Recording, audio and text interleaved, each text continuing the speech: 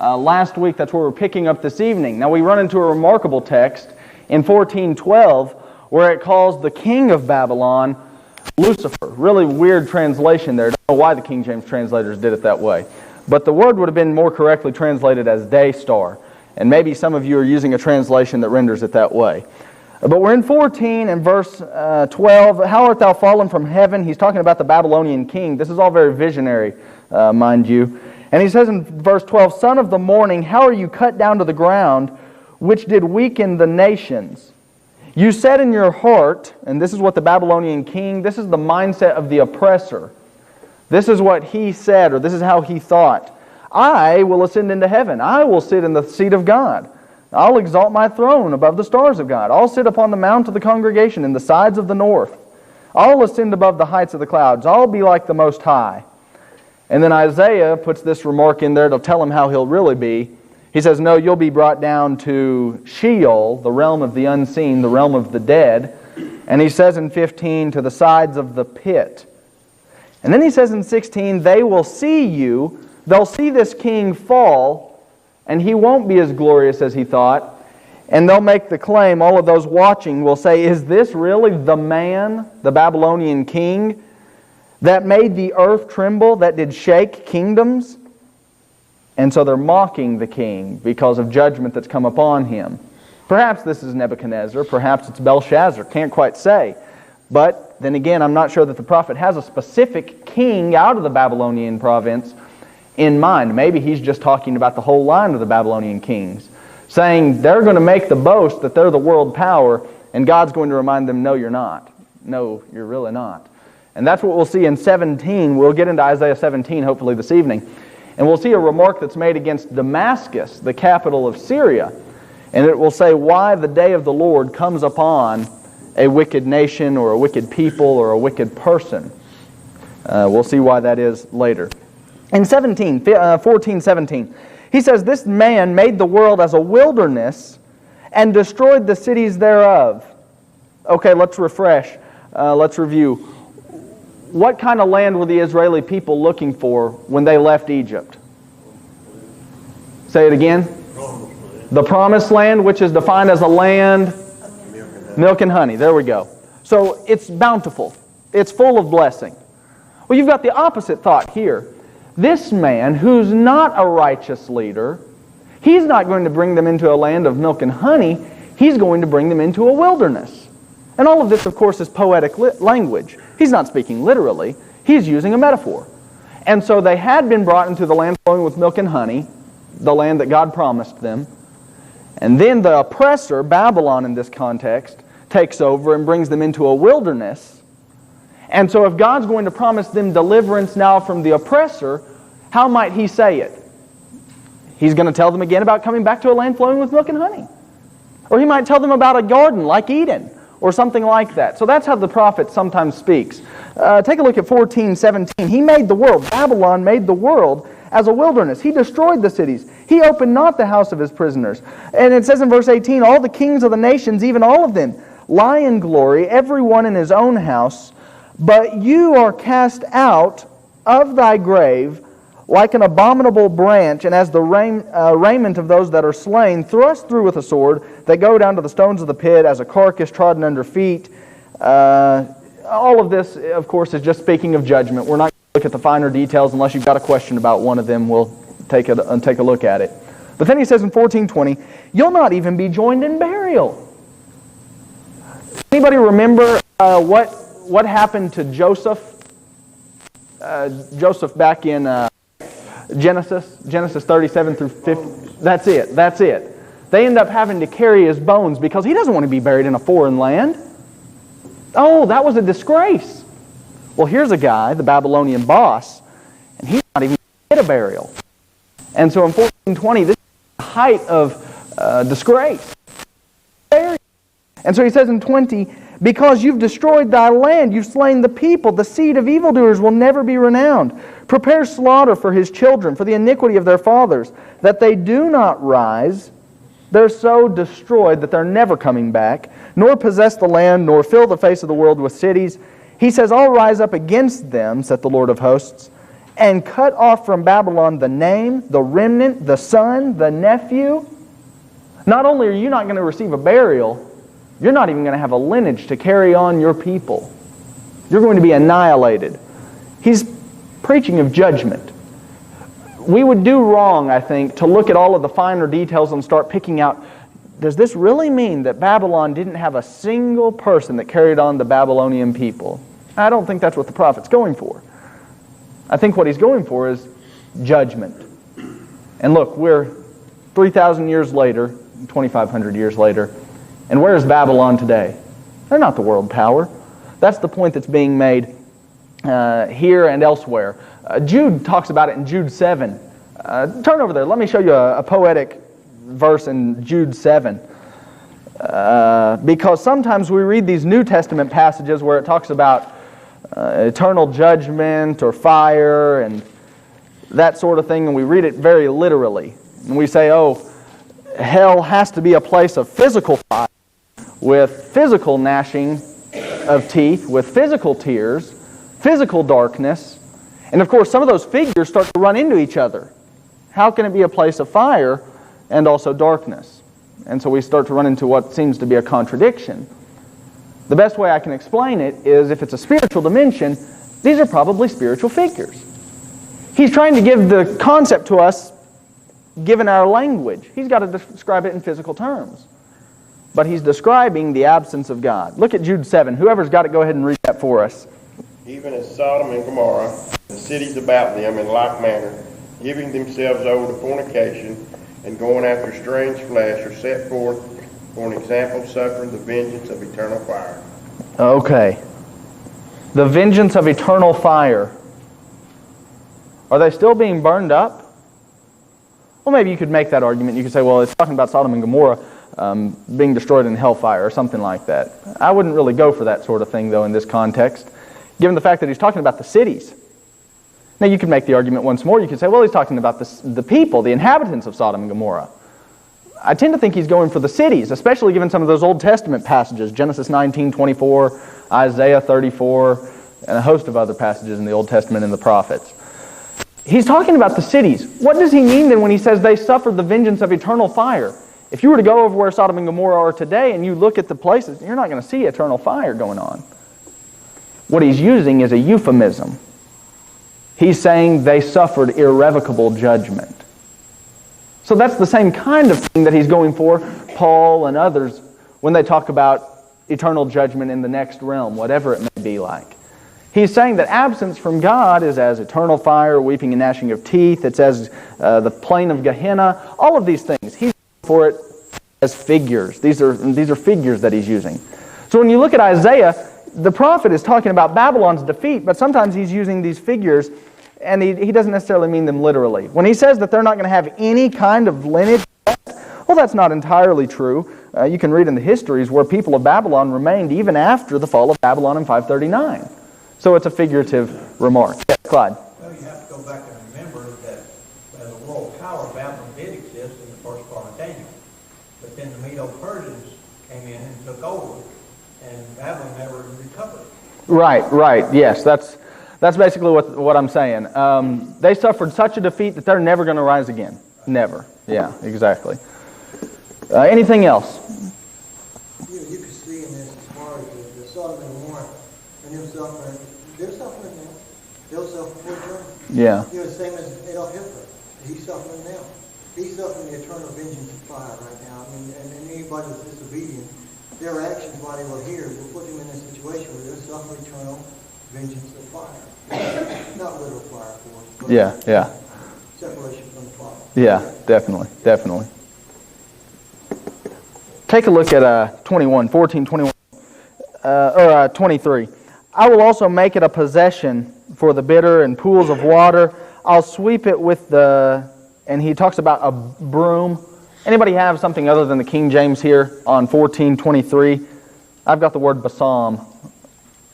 Anybody have broom? Broom.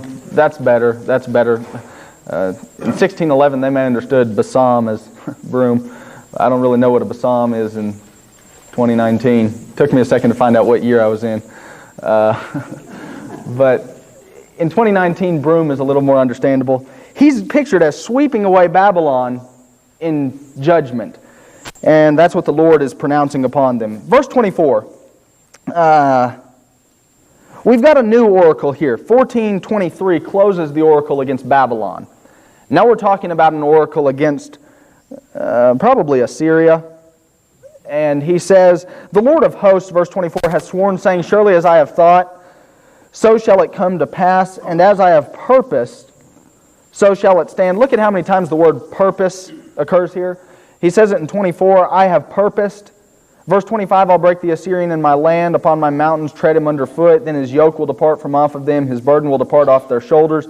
This is the purpose that is purposed upon the whole earth. This is the hand that is stretched out upon all the nations. Verse 27, the Lord of hosts hath purposed, and who shall disannul it? And his hand is stretched out, and who shall turn it back?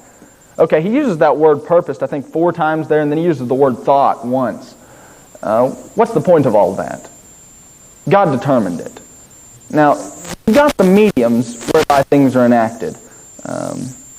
You could say, well, I remember that day when the preacher saved me. And I think that's perfectly acceptable. The preacher was the one who preached the message. You responded. You could even make the argument you saved yourself. And that's what Acts 2 verse 40 says. But it depends on the context in which we're using that kind of speech. But there's a real sense also in which God saved. And so you've got multiple factors that play into salvation per se. In this case, who is the one that's going to make sure Assyria is brought down? Well, you could say Babylon. But you could also say God. I mean, this is the case in both. This is the truth in both cases. And so what is happening is God is the one behind the whole thing, but He is acting through the medium of Babylon to bring Assyria down. And that's what the oracle ultimately talks about, is the judgment upon Assyria.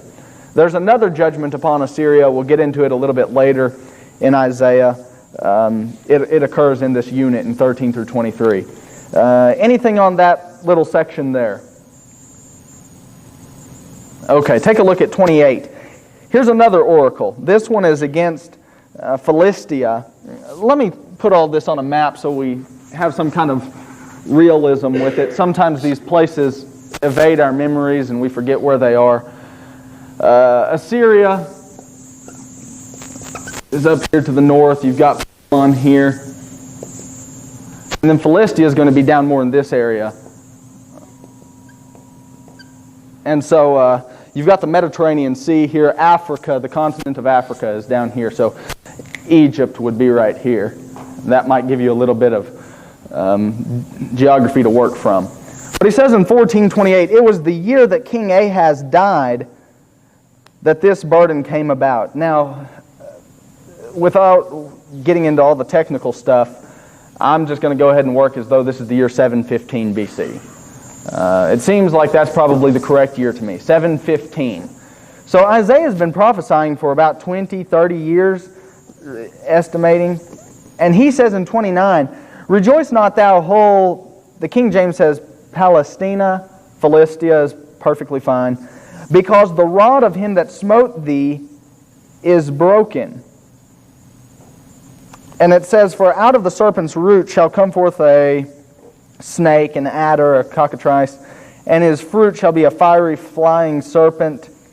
He says in 30, and the firstborn of the poor shall feed, the needy shall lie down in safety. I'll kill thy root with famine, and he shall slay thy remnant. Howl, O gate, cry, O city, thou whole Palestina, once more Philistia, art dissolved. There shall come from the north a smoke, and none shall be alone in his appointed times. It says in 32, what shall one of them then answer the messengers out of the nation? And here's the answer. The Lord has founded Zion, and the poor of his people shall trust in it. Okay, if you don't take anything away from 13 through 23, the entire section, all of those chapters, 13 through 23, at least get this point. What God is doing by pronouncing judgment against these different nations like Babylon and Assyria and Philistia, He is simply saying this: your enemies will be downpressed and you will be exalted. Now, that has connotations that build into the New Testament. And that's what the prophet's going for ultimately. He's trying to work his way toward a day where Jerusalem is going to be perfectly restored. And when you open up your New Testament, you'll find that the Jews thought that day still had not yet come. Let me prove that to you. Take a look at Luke 1. Jump over to Luke 1. The Jews in Christ's day were still expecting a day when somebody would come and redeem Israel. And that meant a day when Jerusalem was going to be the center of religion in all the earth. It meant a day when Jerusalem was no longer going to be under oppression. They would be free. Everything would be right. Their Messiah would be on the throne. Somebody grab Luke 1 and read 68 for us. Blessed is the Lord God of Israel, for He has visited and redeemed His people. Oh, okay. Read 69 also, if you don't mind. No problem. And has risen up a horn of salvation for us in the house of His servant David. Yeah, I'm going to forego some of the points for sake of time. In 68 and 69, they're saying now, this is John's father, John the Baptist's father, Zacharias. And he makes the declaration, God has redeemed His people. Why is he saying this? Because the child, Jesus Christ, has finally been born, and people are picking up on the fact that this is the Messiah. This is our Savior. This is the one who's going to come and redeem our nation. He's going to set everything right. Look at the end of Luke's text. Look at Luke 24.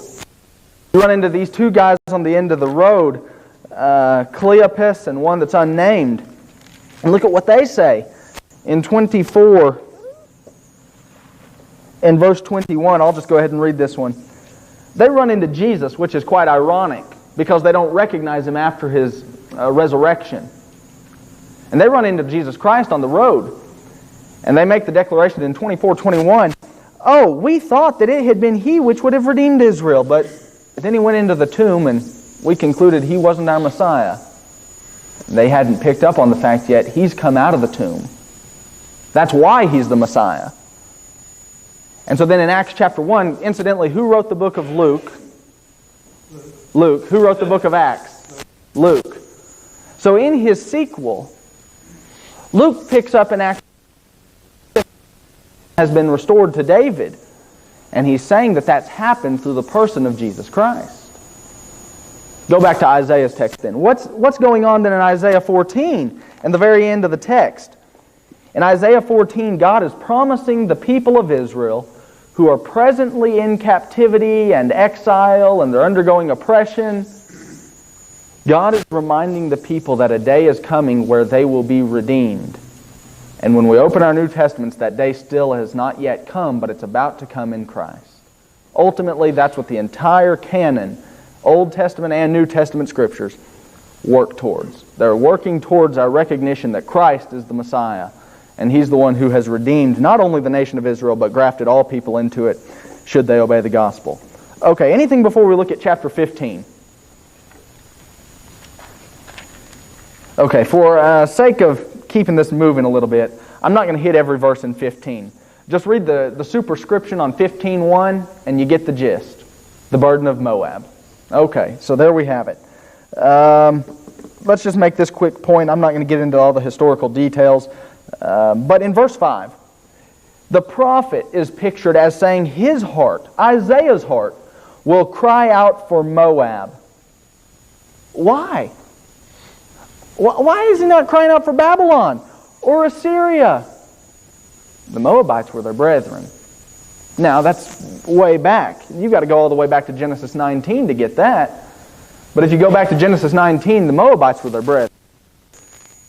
Do you remember why Moab and Edom, especially Edom, were judged? You could find some of that in the literature of Obadiah, even in Deuteronomy chapters 1 and 2. But the reason Edom, and they were situated right off here, and then you've got the land of Jerusalem is right about there. The reason that Edom is judged is because when the Israeli people were undergoing strife and affliction, they watched and they laughed. They said, "Ha, look at that, you're getting yours." And they didn't help. And Obadiah really capitalizes on that. Deuteronomy 2 really capitalizes on that and says, they should have come to your aid. They should have assisted you. You were brethren. Edom is the lineage of Esau, by the way. So these are people that they were related to.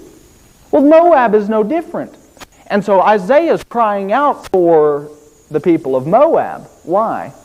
Because if he doesn't, he knows that judgment's bound to Jerusalem and to his people in the same way that it had come upon them for laughing at their judgment.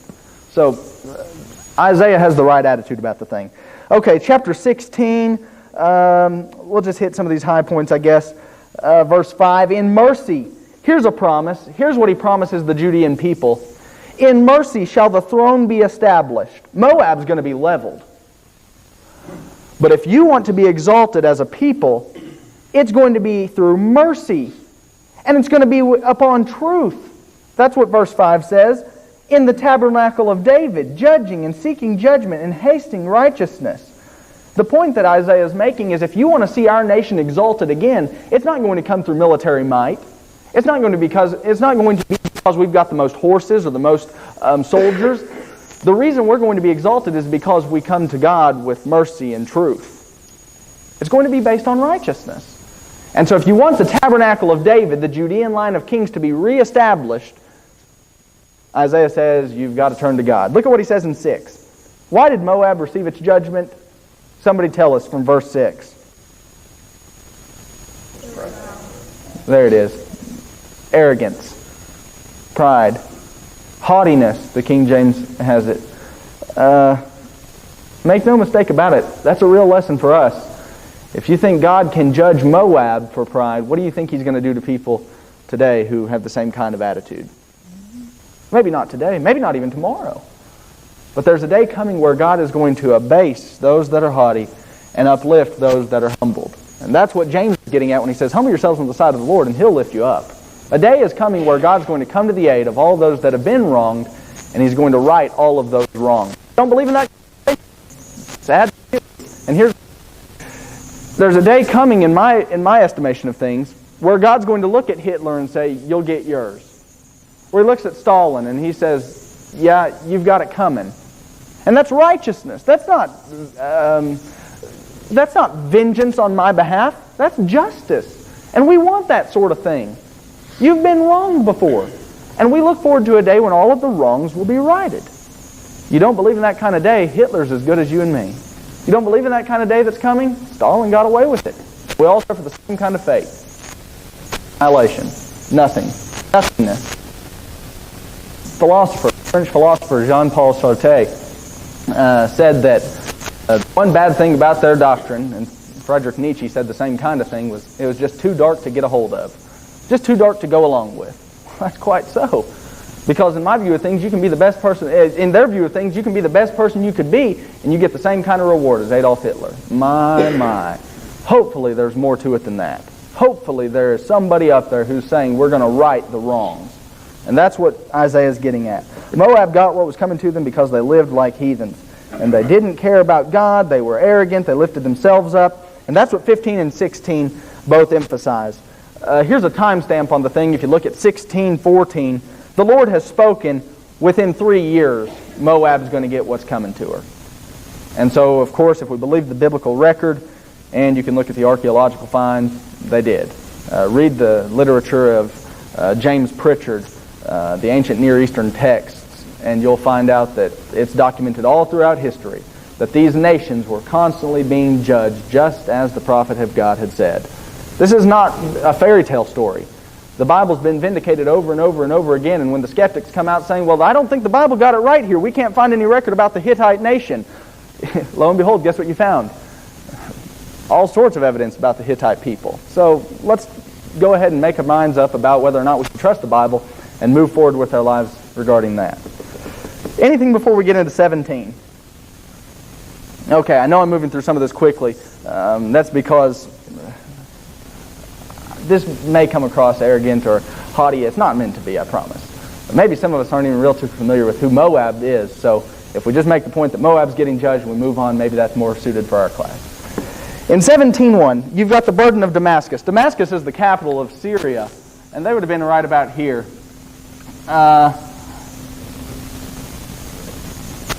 There's a few different narratives in the Bible about Damascus, but the best is is right here. Isaiah is getting onto them because of the same kind of thing. Look at 17:7, where he says, "At that day shall a man look to his Maker." He's talking about a day of the Lord, a judgment day that's coming upon the people of Syria, Damascus.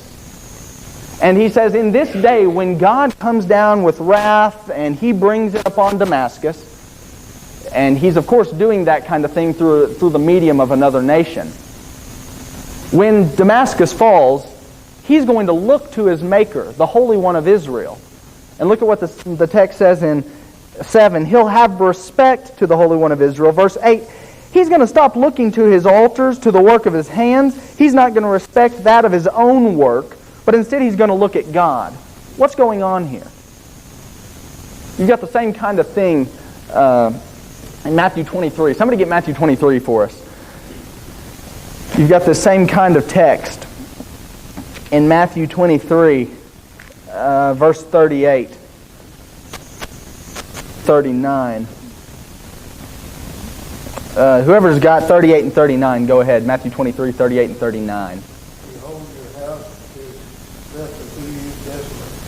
For I say unto you, you shall not see me henceforth, till you shall say, blessed is he that cometh in the name of the Lord.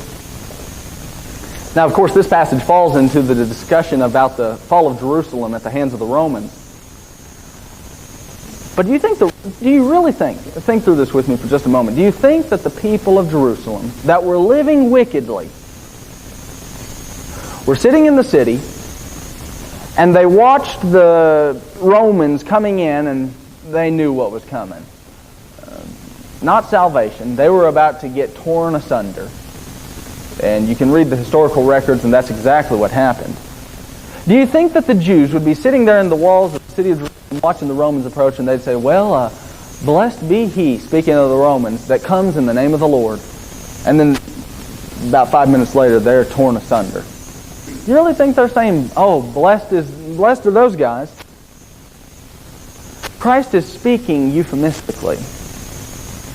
The people aren't looking forward to this. It is a forced recognition. Forced. What God is saying to Damascus, He's saying to Jerusalem, He says in any day of the Lord, to those that haven't looked to the Holy One, Jehovah God, already, He's going to force those knees to bow, and He's going to force those mouths to confess, poetically speaking. See, when judgment comes, every time a judgment is enacted, God is doing it in order to make sure that the proud people are humbled. And so the people of Damascus who have exalted themselves, God's going to see to it that they're leveled and that they're forced to recognize Him for who He is. The same thing happens in Jerusalem. Same thing is going to happen coming in our future. That's what Paul gets at in Romans 14, 11, and 12. It's what Paul gets at in Philippians 2, 10, and 11, where he says there's a day coming where every knee will bow and every tongue shall confess. So, what's going to happen in that day? All of those people that we lived with and all of those people that were even before us or after us who never recognized God while they had the opportunity, there's a day coming where He's going to force everybody to recognize Him. And that's what's happening to Damascus already back here into the Old Testament.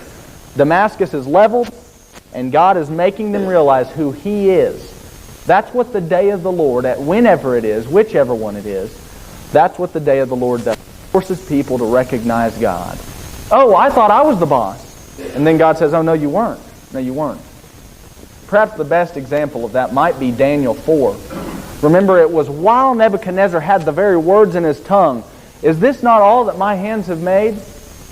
That it was at that very moment that his heart was made into that of a beast, and he dwelled with the beasts of the field. Daniel 4, 31 through 34. So, there you have it. What's going on in Isaiah 17 is the humility that's being forced upon Damascus, and they're being forced to look at God and say, we're not the boss, you are. Okay, 17:12, in 17:12 through 14, we've got a little oracle here which might be against Assyria. It says in verse 12, 17:12, woe to the multitude of many people. And basically the same thing is pronounced once more. Judgment. Judgment upon Assyria. Judgment upon the wicked doers. Okay, anything on 17 at all? Okay, we'll move into 18. 18 is judgment once more. It's upon the land of, as it says in 18:1, woe to the land shadowing with wings, which is beyond the rivers of Ethiopia. It's judgment upon Ethiopia. And that's what 18 is talking about. He says this is kind of strange. In 18:2, he says, these people send ambassadors by the sea. And I know that's kind of, anybody have something read a little bit different there than the sea? In 18:2? Okay. It's probably referring to the Nile River. I know that's kind of unfitting since it says sea, and we like to think, oh, well, that's not a sea, that's a river. But it's probably talking about the Nile River. Anyway, he says they send ambassadors, they send their little messengers by the sea, even in vessels of bulrushes. They've got these little skiffs made out of papyrus upon the water, saying, go ye swift messengers to a nation scattered and peeled. Probably talking about Egyptians or the Assyrians. It's tough to tell. But then he says they're going to be judged. Verse 4, the Lord said unto me, this is what God said to Isaiah, I'm going to take my rest, and I'll consider in my dwelling place like a clear heat upon herbs and like a cloud of dew in the heat of harvest. But in 5 and 6, judgment's coming upon them. And then in 7, in that time shall the present, whatever the present or the gift is, I'm not quite sure, be brought unto the Lord of hosts of a people scattered and peeled. Tough to tell, but if he's talking about Assyria as being the ones that do the judging, maybe he's saying then that the Assyrians will bring a present to God. And of course that's exactly what happened when they surrounded the city of Jerusalem, and the death angel came out in the middle of the night, and they actually gave 185,000 presents to God. Maybe that's what he's going for. Anything on 18? Okay, what we've seen so far. 13 and 14, judgment upon Babylon. In chapter 14, we saw judgment upon Assyria. In chapter 14, we saw judgment upon Philistia. In chapters 15 and 16, we saw judgment upon Moab. In chapter 17, we saw judgment upon Damascus. 17, 12 through 14, we saw judgment upon Assyria once more.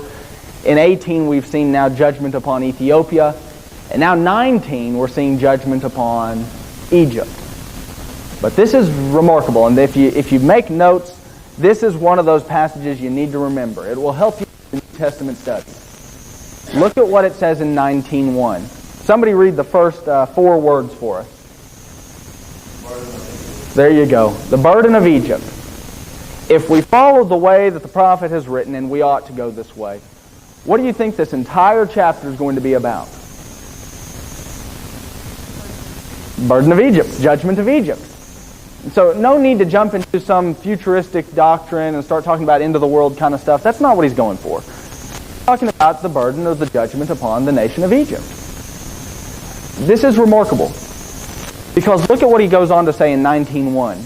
In the vision, he pictures the judgment of Egypt as the Lord riding upon a swift cloud and, quote-unquote, coming into Egypt.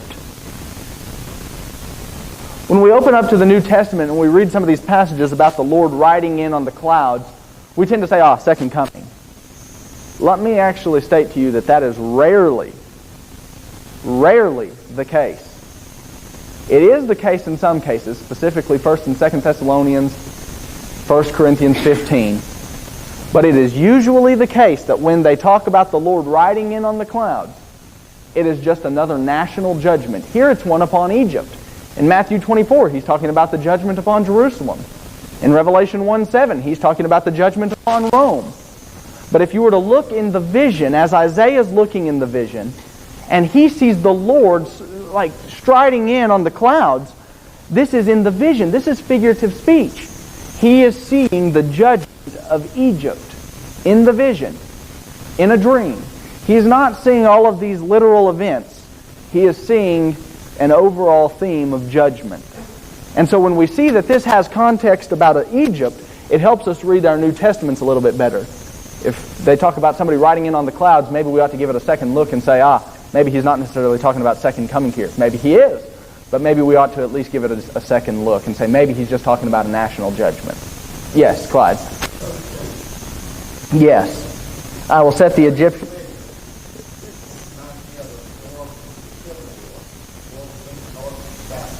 Yeah. I will set the Egyptians against the Egyptians, and they shall fight everyone against his brother, and everyone against his neighbor, city against city, kingdom against kingdom. That reminds me of the United States. Yeah, yeah. And that's what's going on. They're having a civil war in the context in 19:2. That's right. That's right. Anything else? Okay, let me give you a couple more passages. Somebody get Nahum 1:3. Look at this in Nahum 1. Nahum's one of those little books. It's one of those minor prophets, only has 3 chapters. It's crammed there into the end of the Old Testament. But somebody grab Nahum 1:3 for us. And if somebody else would get Psalm 18, Psalm 18, 10, and 11. The Lord is slow to anger and great in wrath, and will not at all quit the wicked. The Lord has his way in the whirlwind and in the storm, and the clouds are dust of his face. Yeah, the clouds are the dust of his feet. Well, Nahum, his whole text is dealing with the burden of Nineveh. So says Nahum 1:1. So there you've got it again. God riding upon the clouds. He's bringing judgment upon Nineveh, the capital of Assyria. Somebody had Psalm 18, 10, and 11. He rode upon a cherub and was quiet. Yea, he was quiet on the wings of the wind. He made darkness to speak his name.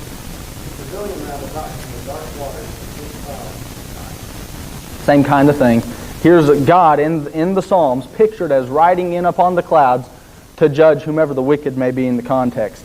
Here's one more. I'll just go ahead and read this. This is Psalm 104, verse 3.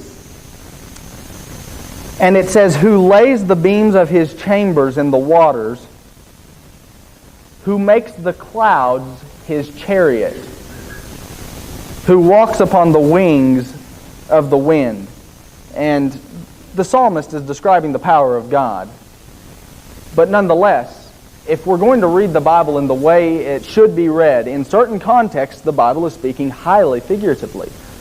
And so I would allege that in Isaiah 19, that's one of those passages where he's talking about it in vision. And he's already said, Isaiah 1:1, that it's the vision that Isaiah, the son of Amoz, saw concerning Judah and Jerusalem. So in Isaiah 19:1, we're in the vision. It's about the burden of Egypt. He talks about judgment upon them in 19:4. He's going to give the Egyptians over to a fierce lord, probably Sargon II, king of Assyria. I'm going to skip through some of this. Look at 19:16. Okay, we run into this phrase, and we've talked a little bit about it through our study so far. But in 19:16, we run into this phrase, "in that day." Which day? Which way should we go with this? With the context. Where does the context lead us? Burden of Egypt. There we go. Okay, so if we let the prophet just speak in the way that we ought to read the literature, yeah, just follow the context. Which day? The day when Egypt is judged. It's in that day, verse 16, that Egypt will, women, this is the Bible, I didn't make this up, but Egypt will be like unto women, 16. And it shall be afraid and fear. Nothing wrong with that. Nothing wrong with that. Because of the shaking of the hand of the Lord of hosts, which he shaketh over it. Peter said in 1 Peter 3, 6 and 7, that the woman was the weaker vessel. What he means by that is up for debate, but what he said isn't. So he said the women were the weaker vessel. I tend to think that he's probably talking socially. I think it's all true that the woman's I've known some strong women, but I tend to think that he's not necessarily talking about physical strength there, though maybe that's involved. Maybe emotionally. I think that's probably involved as well. But what about socially? The women in that day and age were looked down upon. They weren't able to vote. They didn't have their say really in politics too much. If they did have somebody like that, maybe Cleopatra, the queen of Egypt, who committed suicide and so the Battle of Actium, her is the exception. She's the exception. But women socially were pretty down here, whereas the men were pretty elevated. I think Peter's going for that kind of thing. Well, the truth is still somewhere along the lines that women are weaker physically, they're weaker emotionally, and they're weaker, especially in this day and age, spoken of by Isaiah, socially as well. So in 19 verse 16, in that day Egypt's going to cower, is what he's going for. In verse 17, Judah will be a terror unto Egypt. Oh, hold on. Somebody remind us, when does this happen? Keep in mind, on our timeline, Isaiah is prophesying between the 8th and the 7th centuries BC. So you're looking at about 100 years as a window here. But from that time forward, when does Judah, weak little Judah, when do they become the terror unto Egypt again in history? Never happened. Never happened. Does the Bible fall? I'm sure that's not the case. I'm sure that's not what the Bible's going for either. In 1917, when he says Judah will be a terror unto Egypt, he's speaking idealistically, hopefully, figuratively. That's like saying that there's a day coming when somebody, whoever they may be, is going to beat the Patriots in the Super Bowl. I mean, probably not. You know what I mean? Can I get an amen? So there's not that kind of day coming literally necessarily. The prophet's saying the same kind of thing. If we're all looking at it hopefully, there's a day coming when Judah, the little nation, is going to beat the big dog, Egypt. Maybe not literally, maybe not historically. The prophet is preaching about hope. He says in 18, in that day when Egypt is judged, 5 cities in the land of Egypt will speak the language of the Canaanites. Never happened. Historically, it never happened. Not a problem. The prophet is speaking idealistically, hopefully. He's just writing about a day coming. In 18, he says the city will wear this name. This is interesting, and it's complex. That one of those 5 cities will be called the City of Destruction. Anybody have another rendering there? City of the Sun. That might be the way we ought to go with it. I can't quite say. City of Destruction is based on one reading of the Hebrew text, but then there were some other archaeological finds that text may have become corrupted in a way. If you have questions about what I mean by that, but there were other manuscripts that suggested that there might have been a smudge on the manuscript and it should have been read as the City of the Sun. If that's the case, maybe the prophet's going for Hierapolis, one of the capital cities in Egypt. Whatever the case is, the prophet's just simply speaking idealistically.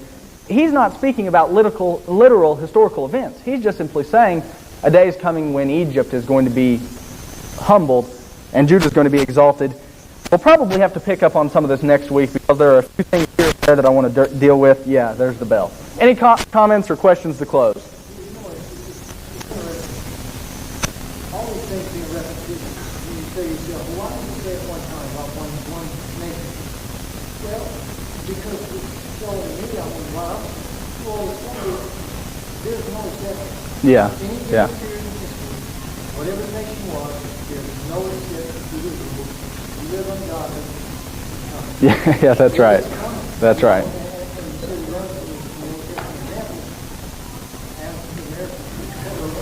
Yeah, yeah. Yeah, yeah.